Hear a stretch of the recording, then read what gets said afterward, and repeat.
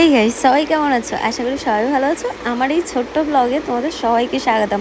পুরো ব্লগটা দেখবে, আশা করি খুব মজা পাবে। সময়ের অভাবে তোমাদের সাথে তো কোনো কথাই বলা হয় না, ভিডিও বেশি সময় দিতে পারি না, কিন্তু আজকের অনেক দিন বাদে আমি একটা শখের জায়গাতে যাচ্ছি, তাই শখ করে এই ভিডিওটা বানানো। বেশ অনেক মাস ধরেই যাওয়ার ইচ্ছা, সবাই এসে গল্প করে এই কিনেছি ওই কিনেছি, এই দাম ওই দাম সেই দাম।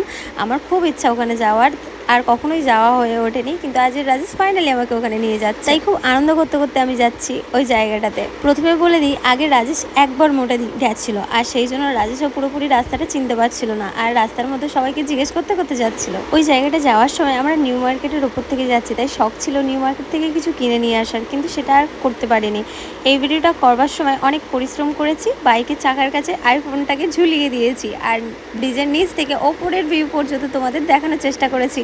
অনেকটা পরিশ্রম করেছি, কিন্তু এই জায়গাটায় অনেক কিছু হয়ে যেতে পারতো, আমার হাত থেকে ফোনটা ছেড়েও চলে যেতে পারতো, কিন্তু শুধুমাত্র তোমাদেরকে দেখাবো বলে এই ভিডিওটা ক্যামেরাম্যান তো আমি নই, তাই ভালোভাবে ভিডিওটা শ্যুট করতে পারিনি। ভালো হয়েছে কিনা তোমরা বলবে। বসে বসে তো কোমর ব্যথা হয়ে যাচ্ছে, কিন্তু আমাদের মার্কেটে আসছে না, তো বারবার লোককে জিজ্ঞেস করে করে যেতে হচ্ছে যে মার্কেটটা কত দূরে। আমরা যতবারই মার্কেটে যাই একটা কিনবো বলে যাই, আর অনেক কিছু কিনে নিয়ে চলে আসি, মেন জিনিসটা কিনেই না যেটা কিনবো বলে যাচ্ছি। তোমাদের সাথে এই জিনিসটা কার কার হয় অবশ্যই আমাকে কমেন্টে জানাবে।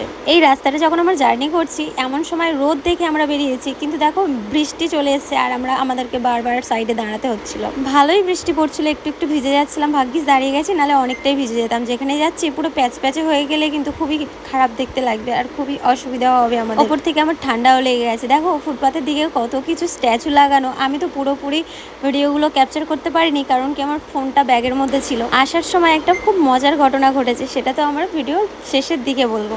আর কি কি কিনে নিয়ে এসেছি সেটাও আমরা ভিডিওর পার্ট 2-তে দেখাবো। একসঙ্গে দিলাম না এই কারণেই, কারণ কি ভিডিওটা অনেক বেশি বড় হয়ে যাবে, তাই ভিডিওটা এখানেই শেষ করলাম। পার্ট 2